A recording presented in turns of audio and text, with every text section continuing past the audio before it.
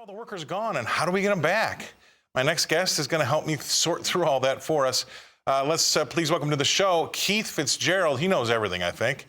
Keith, I put you on the spot a little bit, but this one's got me flummoxed, right? That's a good word. We've lost. I know we've got some big-time baby boomers going through and retiring. There's some folks that don't want to come back because of Omicron. There's some gig workers we're not quite keeping track of. But even having said that, if you lose, since last spring, which is not even a year, 33 million workers, I mean, we have to be putting way more people back to work on a monthly basis to kind of get back to where we need to be. We're still about 3.4 million jobs behind where we were at the height of our employment back in April of 2020. So where is everybody? Well, I got to tell you, first of all, thank you. I don't know everything, but I'll take the compliment.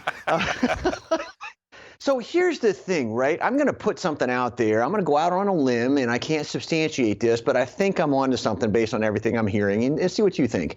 There's bucket lists, there's chuck it lists, and there's, of course, the third list, which I can't say on television. All right, I gotcha. Here's the thing about that. I think the data is flawed. It wouldn't be the first time that our federal government can't measure stuff properly. I'm seeing a tremendous rise in entrepreneurship. I'm seeing people change the way they work, so they're out there.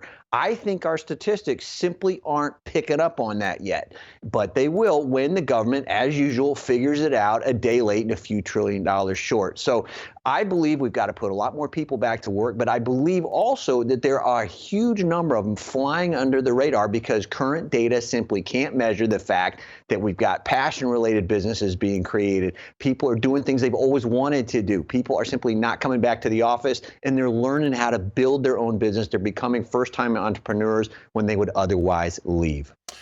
Well, they say if you can't get a job now, you'll never be able to get one. Everybody talks about how great the opportunity is and how bad people need people. But, there is a sweet spot, which isn't so sweet because they're back to full employment, pre-pandemic employment.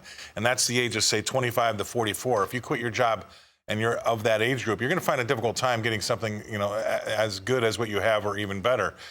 So it's the ones below that, and I think it's the ones above that. I mean, my worry here is, Keith, is that we've got Macy's closing early because they can't find people. You've got a lot of restaurants that aren't open on certain days of the week because they can't find people. I think this lack of workers or finding the workers is retarding the growth in the economy. Well, I think that's correct, too. But here's a novel thought. If the government wants to really fix this, what they need to do is stop spending.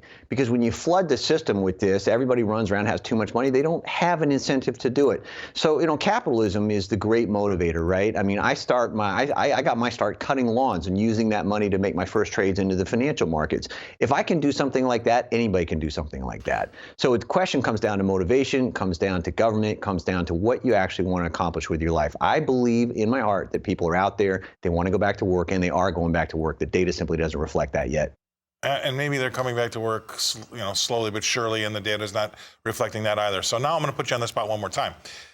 Could there be any plays out there that we could take advantage of this, knowing that we've got these workers coming back, however fast it may or may not be, that we could benefit from, a rise in some stock price or indices that could kind of give us that idea that these workers are going to be there?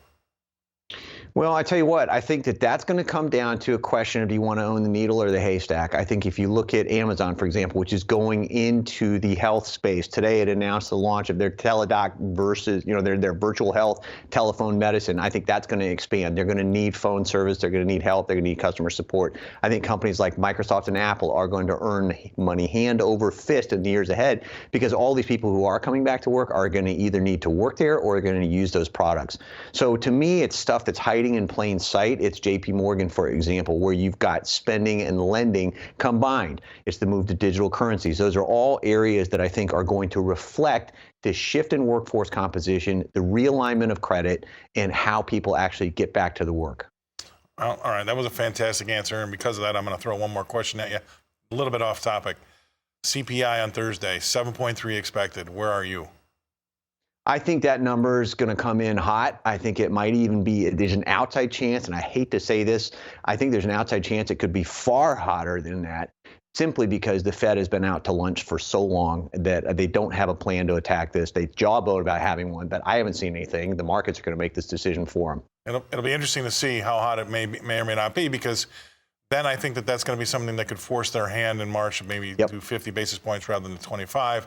And I got to still say that I think that they are now so political that if they did see some sort of serious sell-off or some serious slowing of the economy, I think they take their foot off the gas quicker than most people think. And if it comes to the decision of losing jobs or letting inflation run a little hotter, a little longer, I think they choose the latter. What do you think? That's a tough call because, every political animal wants to ensure its own survival. And so if we buy off on the assumption that the Fed is now political, and I do, that means they cannot admit their mistake any more than they can admit that they have to fix things. Right. And that's a great point because, I don't know if there's anything left out there that's not political. I mean, it's even sneaking into the Supreme Court, so we'll have to wait and see. But I do know that the next, 12 months are going to be the Afghanistan moment for the Fed. We all know what they need to do. It's just how they do it, the operations of how they do it, and how successful they are in doing that. And I think that go ahead. Scott, you know what, if I may, you know what this is like when you stare down at the market? This is like playing chicken on a deserted country road. The difference is the other guy's holding the steering wheel out the window so you can see it. Right. That's the problem. That's fantastic. All right, we'll end on that. That's great. Keith Fitz-Gerald, thanks for joining us today. I'm going to use that one too. Perfect. All right. Hi, it's Keith here. Thanks for checking out today's highlight clip. What'd you think? Did I make sense? Is there something you'd like to add? Make sure you leave a comment down below. And of course, click subscribe to keep up right here on YouTube or sign up for the email newsletter at the link below. You can also find me on Twitter and Instagram for my real-time thoughts on markets, analysis, and a whole lot more.